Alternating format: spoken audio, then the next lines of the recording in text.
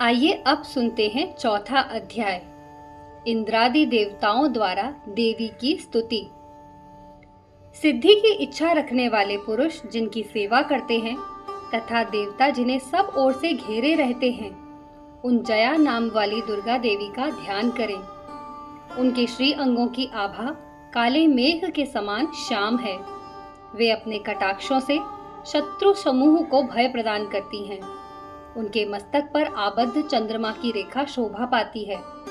वे अपने हाथों में शंख, चक्र, कृपाण और त्रिशूल धारण करती हैं। उनके 3 नेत्र हैं। वे सिंह के कंधे पर चढ़ी हुई हैं और अपने तेज से तीनों लोकों को परिपूर्ण कर रही हैं। ऋषि कहते हैं, अत्यंत पराक्रमी दुरात्मा महिषासुर तथा उसकी दैत्य सेना के देवी के हाथ से मारे जाने पर इंद्र आदि देवता प्रणाम के लिए गर्दन तथा कंधे झुकाकर उन भगवती दुर्गा का उत्तम वचनों द्वारा स्तवन करने लगे। उस समय उनके सुंदर अंगों में अत्यंत हर्ष के कारण रोमांच हो आया था।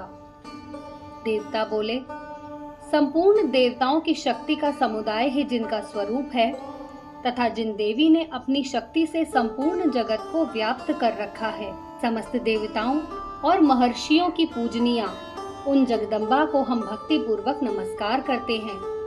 वे हम लोगों का कल्याण करें। जिनके अनुपम प्रभाव और बल का वर्णन करने में भगवान शेषनाग, ब्रह्मा जी तथा महादेव जी भी समर्थ नहीं हैं, वे भगवती चंडिका संपूर्ण जगत का पालन एवं अशुभ भय का नाश करने का विचार करें। जो पुण्यात्माओं के घरों में स्वयं ही लक्ष्मी रूप से, पापियों के यहाँ दरिद्रता रूप से, शुद्ध अंतःकरण वाले पुरुषों के हृदय में बुद्धि रूप से, सत्पुरुषों में श्रद्धा रूप से तथा कुलीन मनुष्यों में लज्जा रूप से निवास करती हैं, उन आप भगवती दुर्गा को हम नमस्कार करते हैं। देवी, आप संपूर्ण विश्व का पालन कीजिए। देवी, आपके इस अचिंत्य रूप का असुरों का नाश करने वाले भारी पराक्रम का तथा समस्त देवताओं और दैत्यों के समक्ष युद्ध में प्रकट किए हुए आपके अद्भुत चरित्रों का हम किस प्रकार वर्णन करें। आप संपूर्ण जगत की उत्पत्ति में कारण हैं।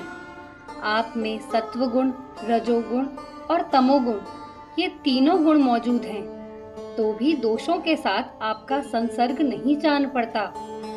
भगवान विष्णु और महादेव जी आदि देवता भी आपका पार नहीं पाते। आप ही सबका आश्रय हैं। यह समस्त जगत आपका अंशभूत है, क्योंकि आप सबकी आदिभूत अव्याकृता परा प्रकृति है। देवी, संपूर्ण यज्ञों में जिसके उच्चारण से सब देवता तृप्ति लाभ करते हैं, वह स्वाहा आप ही हैं।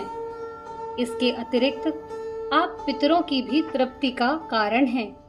अतएव सब लोग आपको स्वधा भी कहते हैं। देवी, जो मोक्ष प्राप्ति का साधन है, अचिंत्य महाव्रत स्वरूपा है, समस्त दोषों से रहित जितेंद्रिय, तत्व को ही सार वस्तु मानने वाले तथा मोक्ष की अभिलाषा रखने वाले मुनिजन जिनका अभ्यास करते हैं, वह भगवती पराविद्या आप ही हैं। आप शब्द स्वरूपा हैं। अत्यंत निर्मल ऋग्वेद, यजुर्वेद तथा उद्गीत के मनोरथ पदों के पाठ से युक्त सामवेद का आधार भी आप ही हैं। आप देवी, त्रयी और भगवती हैं। इस विश्व की उत्पत्ति एवं पालन के लिए आप ही वार्ता के रूप में प्रकट हुई हैं। आप संपूर्ण जगत की घोर पीड़ा का नाश करने वाली हैं। देवी, जिससे समस्त शास्त्रों के सार का ज्ञान होता है, वह मेधा शक्ति आप ही हैं। दुर्गम भव सागर से पार उतारने वाली नौका रूप दुर्गा देवी भी आप ही हैं। आपकी कहीं भी आसक्ति नहीं है। कैटब के शत्रु भगवान विष्णु के वक्षस्थल में एकमात्र निवास करने वाली भगवती लक्ष्मी तथा भगवान चंद्रशेखर द्वारा सम्मानित गौरी देवी भी आप ही हैं। आपका मुख मंद मुस्कान से सुशोभित, निर्मल, पूर्ण चंद्रमा के बिंब का अनुकरण करने वाला और उत्तम सुवर्ण की मनोहर कांति से कमनीय है। तो भी उसे देखकर महिषासुर को क्रोध हुआ और सहसा उसने उस पर प्रहार कर दिया। यह बड़े आश्चर्य की बात है। देवी, वही मुख जब क्रोध से युक्त होने पर उदयकाल के चंद्रमा की भांति लाल और तनी हुई भौहों के कारण विकराल हो उठा, तब भी उसे देखकर जो महिषासुर के प्राण तुरंत नहीं निकल गए, यह उससे भी बढ़कर आश्चर्य की बात है, क्योंकि क्रोध में भरे हुए यमराज को देखकर भला कौन जीवित रह सकता है। देवी, आप प्रसन्न हो। परमात्मा स्वरूपा आपके प्रसन्न होने पर जगत का अभ्युदय होता है और क्रोध में भर जाने पर आप तत्काल ही कितने कुलों का सर्वनाश कर डालती हैं। यह बात अभी अनुभव में आई है, क्योंकि महिषासुर की यह विशाल सेना क्षण भर में आपके कोप से नष्ट हो गई है। सदा अभ्युदय प्रदान करने वाली आप जिन पर प्रसन्न होती हैं, वे ही देश में सम्मानित हैं। उन्हीं को धन और यश की प्राप्ति होती है। उन्हीं का धर्म कभी शिथिल नहीं होता तथा वे ही अपने हृष्ट पुष्ट स्त्री, पुत्र और भृत्यों के साथ धन्य माने जाते हैं। देवी, आपकी ही कृपा से पुण्यात्मा पुरुष प्रतिदिन अत्यंत श्रद्धा पूर्वक सदा सब प्रकार के धर्मानुकूल कर्म करता है और उसके प्रभाव से स्वर्गलोक में जाता है। इसीलिए आप तीनों लोकों में निश्चय ही मनोवांछित फल देने वाली हैं। माँ दुर्गे, आप स्मरण करने पर सब प्राणियों का भय हर लेती हैं और स्वस्थ पुरुषों द्वारा चिंतन करने पर उन्हें परम कल्याणमयी बुद्धि प्रदान करती हैं। दुख, दरिद्रता और भय हरने वाली देवी, आपके सिवा दूसरी कौन है जिसका चित्त सबका उपकार करने के लिए सदा ही दर्याद्र रहता हो। देवी, इन राक्षसों के मारने से संसार को सुख मिले तथा ये राक्षस चिरकाल तक नरक में रहने के लिए भले ही पाप करते रहे हों, इस समय संग्राम में मृत्यु को प्राप्त होकर स्वर्गलोक में जाएं। निश्चय ही यही सोचकर आप शत्रुओं का वध करती हैं। आप शत्रुओं पर शस्त्रों का प्रहार क्यों करती हैं? समस्त असुरों को दृष्टिपात मात्र से ही भस्म क्यों नहीं कर देती? इसमें भी एक रहस्य है। ये शत्रु भी हमारे शस्त्रों से पवित्र होकर उत्तम लोकों में जाएं। इस प्रकार उनके प्रति भी आपका विचार अत्यंत उत्तम रहता है।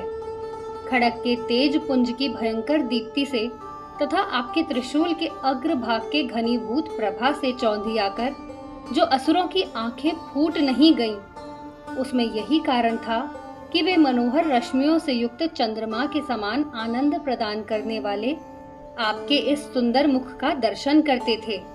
देवी, आपका शील दुराचारियों के बुरे बर्ताव को दूर करने वाला है। साथ ही यह रूप ऐसा है जो कभी चिंतन में भी नहीं आ सकता और जिसकी कभी दूसरों से तुलना भी नहीं हो सकती, तथा आपका बल और पराक्रम तो उन दैत्यों का भी नाश करने वाला है जो कभी देवताओं के पराक्रम को भी नष्ट कर चुके हैं। इस प्रकार आपने शत्रुओं पर भी अपनी दया ही प्रकट की है। वरदायिनी देवी, आपके इस पराक्रम की किसके साथ तुलना हो सकती है तथा शत्रुओं को भय देने वाला एवं अत्यंत मनोहर ऐसा रूप भी आपके सिवा और कहाँ है? हृदय में कृपा और युद्ध में निष्ठुरता, ये दोनों बातें तीनों लोकों के भीतर केवल आप में ही देखी गई हैं। मातः, आपने शत्रुओं का नाश करके इस समस्त त्रिलोकी की रक्षा की है। उन शत्रुओं को भी युद्ध भूमि में मारकर स्वर्ग लोक में पहुंचाया है तथा उन्मत्त दैत्यों से प्राप्त होने वाले हम लोगों के भय को भी दूर कर दिया है। आपको हमारा नमस्कार है। देवी, आप शूल से हमारी रक्षा करें। अंबिके, आप खड्ग से भी हमारी रक्षा करें तथा घंटा की ध्वनि और धनुष की टंकार से भी आप हम लोगों की रक्षा करें। चंडिके, पूर्व, पश्चिम और दक्षिण दिशा में आप हमारी रक्षा करें तथा ईश्वरी, अपने त्रिशूल को घुमाकर आप उत्तर दिशा में भी हमारी रक्षा करें। तीनों लोकों में आपके जो परम सुंदर एवं अत्यंत भयंकर रूप विचरते हैं, उनके द्वारा भी आप हमारी तथा इस भूलोक की रक्षा करें। अंबिके, आपके कर पल्लवों में शोभा पाने वाले खड्ग, शूल और गदा आदि जो जो अस्त्र हैं, उन सब के द्वारा आप सब ओर से हम लोगों की रक्षा करें। ऋषि कहते हैं, इस प्रकार जब देवताओं ने जगन माता दुर्गा की स्तुति की और नंदन वन के दिव्य पुष्पों एवं गंध चंदन आदि के द्वारा उनका पूजन किया, फिर सबने मिलकर जब भक्ति पूर्वक दिव्य धूपों की सुगंध निवेदन की, तब देवी ने प्रसन्न वदन होकर प्रणाम करते हुए उन देवताओं से कहा। देवी बोली, देवताओं, तुम सब लोग मुझसे जिस वस्तु की अभिलाषा रखते हो उसे मांगो। देवता बोले, भगवती ने हमारी सब इच्छा पूर्ण कर दी, अब कुछ भी बाकी नहीं है, क्योंकि हमारा यह शत्रु महिषासुर मारा गया। महेश्वरी, इतने पर भी यदि आप हमें और वर देना चाहती हैं, तो हम जब जब आपका स्मरण करें तब तब आप दर्शन देकर हम लोगों के महान संकट दूर कर दिया करें। तथा प्रसन्न मुखी अंबिके, जो मनुष्य इन स्तोत्रों द्वारा आपकी स्तुति करे, उसे वित्त, समृद्धि और वैभव देने के साथ ही उसकी धन और स्त्री आदि संपत्ति को भी बढ़ाने के लिए आप सदा हम पर प्रसन्न रहें।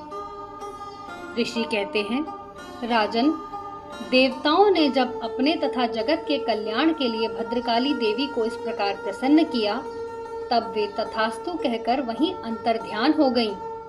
भूपाल, इस प्रकार पूर्व काल में तीनों लोकों का हित चाहने वाली देवी जिस प्रकार देवताओं के शरीर से प्रकट हुई थी, वह सब कथा मैंने कह सुनाई। अब पुनः देवताओं का उपकार करने वाली वे देवी दुष्ट दैत्यों तथा शुंभ निशुंभ का वध करने एवं सब लोकों की रक्षा करने के लिए गौरी देवी के शरीर से जिस प्रकार प्रकट हुई थी, वह सब प्रसंग मेरे मुंह से सुनो। मैं उसका तुमसे यथावत वर्णन करता हूँ। इस प्रकार श्री मार्कंडेय पुराण में सावर्णिक मनवंतर की कथा के अंतर्गत देवी महात्म्य में शक्रादि स्तुति नामक चौथा अध्याय पूर्ण हुआ।